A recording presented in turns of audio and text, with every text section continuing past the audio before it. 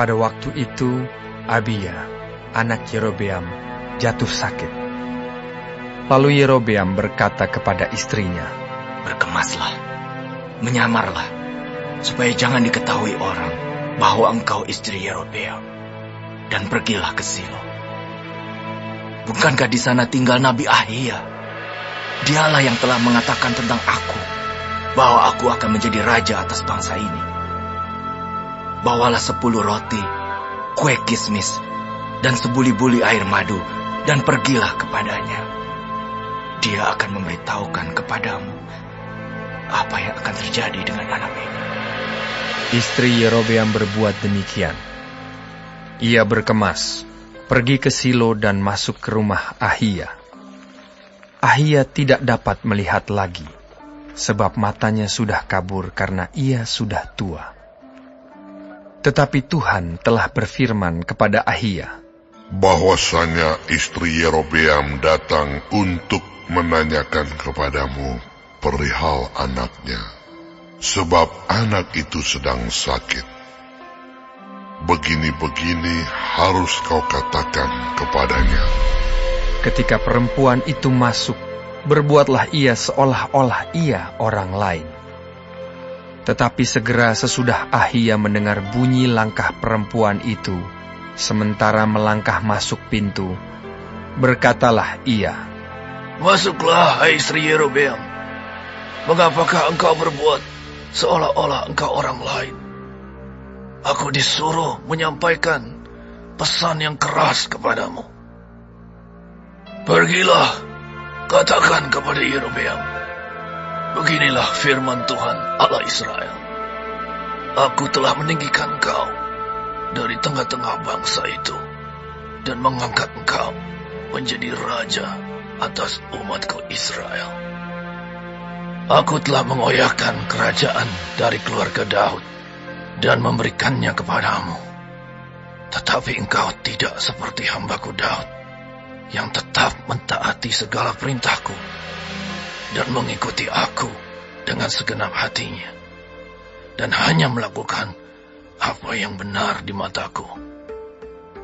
Sebab engkau telah melakukan perbuatan jahat lebih dari semua orang yang mendahului engkau, dan telah membuat bagimu Allah lain dan patung-patung tuangan, sehingga engkau menimbulkan sakit hatiku.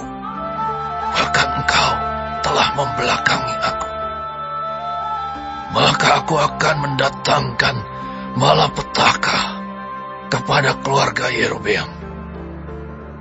Aku akan melenyapkan daripada Yerobeam setiap orang laki-laki, baik yang tinggi maupun yang rendah kedudukannya di Israel. Aku akan menyapu keluarga Yerobeam seperti orang menyapu tai sampai habis.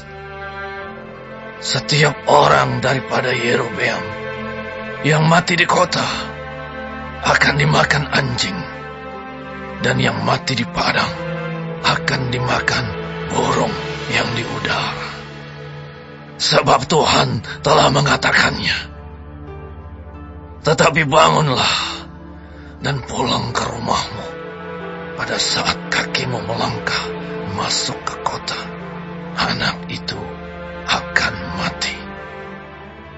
Seluruh Israel akan meratapi dia, sebab Israel akan meratapi dia dan menguburkan dia, sebab hanya dialah daripada keluarga Yerobeam yang akan mendapat kubur. Sebab di antara keluarga Yerobeam hanya padanyalah terdapat sesuatu yang baik di mata Tuhan Allah Israel. Dan Tuhan akan membangkitkan baginya seorang raja atas Israel yang akan melenyapkan keluarga Yerobeam seperti kenyataan sekarang ini. Kemudian Tuhan akan menghajar orang Israel sehingga tergoyah-goyah seperti gelagah di air, dan ia akan menyentakkan mereka daripada tanah yang baik ini, yang telah diberikannya kepada nenek moyang mereka. Ia akan menyerahkan mereka ke seberang sungai Efrat sana, oleh karena mereka telah membuat tiang-tiang berhala mereka, dan dengan demikian menyakiti hati Tuhan.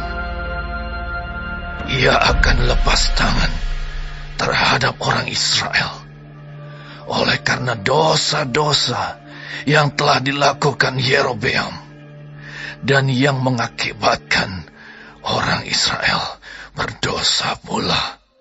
Sesudah itu bangkitlah istri Yerobeam dan pergi. Lalu sampailah ia ke Tirza. Pada saat ia masuk melangkahi ambang pintu rumah, matilah anak itu.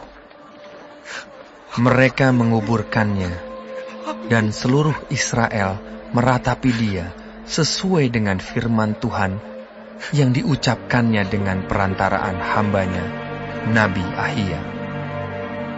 Selebihnya dari riwayat Yerobeam, bagaimana ia berperang dan bagaimana ia memerintah, sesungguhnya semuanya itu tertulis dalam kitab sejarah raja-raja Israel.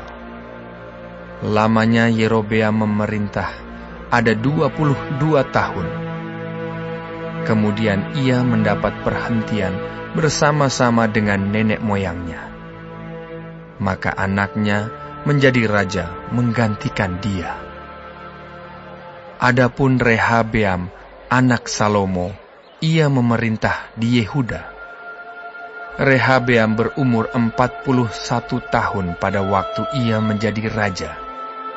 Dan 17 tahun lamanya ia memerintah di Yerusalem, kota yang dipilih Tuhan dari antara segala suku Israel untuk membuat namanya tinggal di sana. Nama ibunya ialah Naamah, seorang perempuan Amon. Tetapi orang Yehuda melakukan apa yang jahat di mata Tuhan, dan mereka menimbulkan cemburunya dengan dosa yang diperbuat mereka, lebih daripada segala yang dilakukan nenek moyang mereka. Sebab mereka pun juga mendirikan tempat-tempat pengorbanan dan tugu-tugu berhala dan tiang-tiang berhala di atas setiap bukit yang tinggi dan di bawah setiap pohon yang rimbun.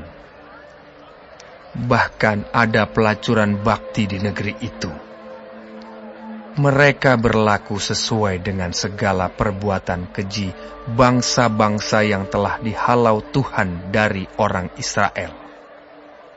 Tetapi pada tahun kelima, zaman Raja Rehabeam, majulah Sisak, Raja Mesir, menyerang Yerusalem.